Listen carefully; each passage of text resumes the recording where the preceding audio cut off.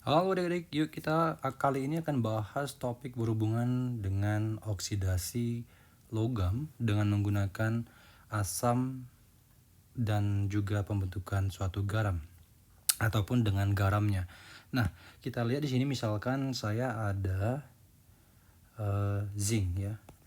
Zinc kemudian direaksikan dengan asam bromat atau bromide, kemudian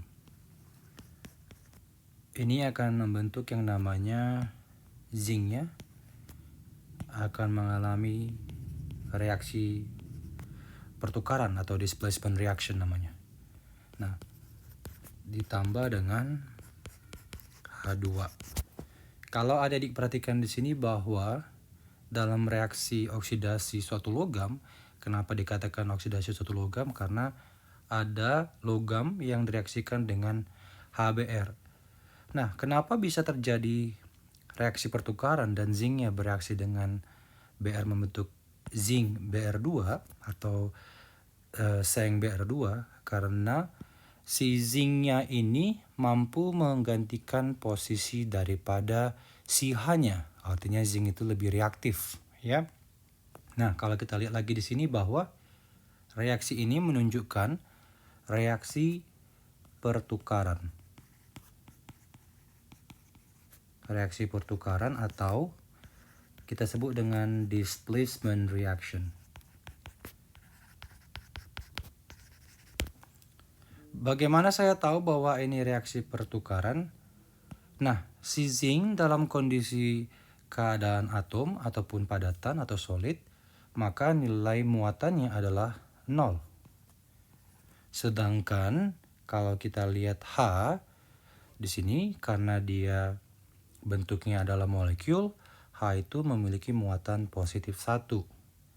Sedangkan Br negatif 1.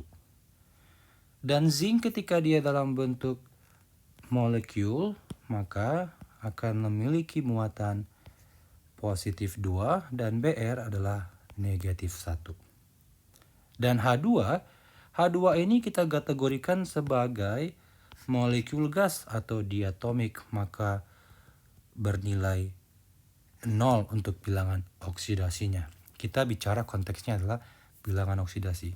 Nah, mana di sini yang menunjukkan reaksi pertukaran dan mana yang menunjukkan oksidasi logam? Kita lihat mana yang naik bilangan oksidasinya. Zinc dari 0 dia naik menjadi positif 2. Artinya si zinc ini dia teroksidasi. Ya. Dia teroksidasi. Teroksidasi oleh si HBr-nya.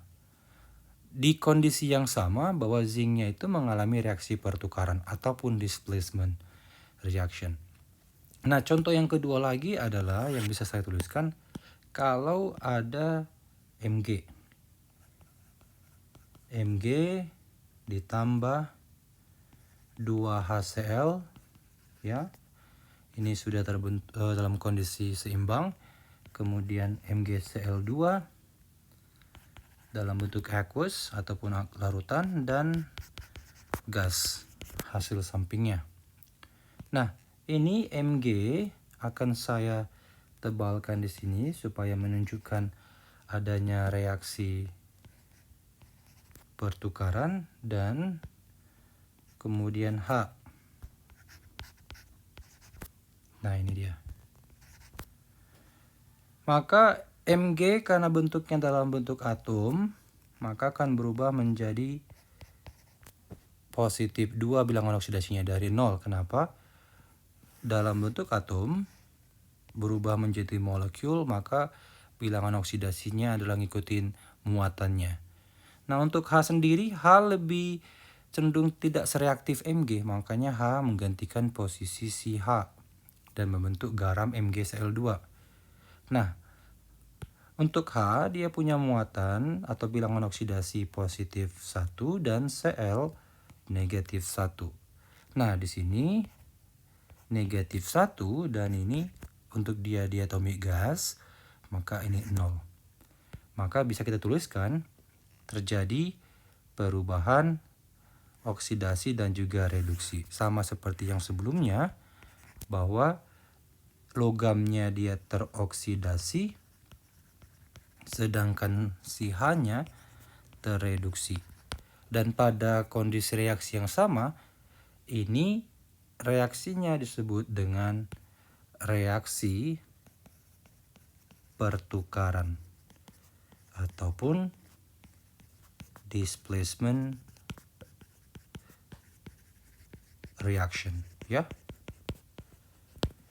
Begitulah caranya kita untuk mengidentifikasi oksidasi suatu logam dengan menggunakan asam ataupun basa. Semoga video singkat kali ini bermanfaat dan adik-adik semakin pintar. Oke?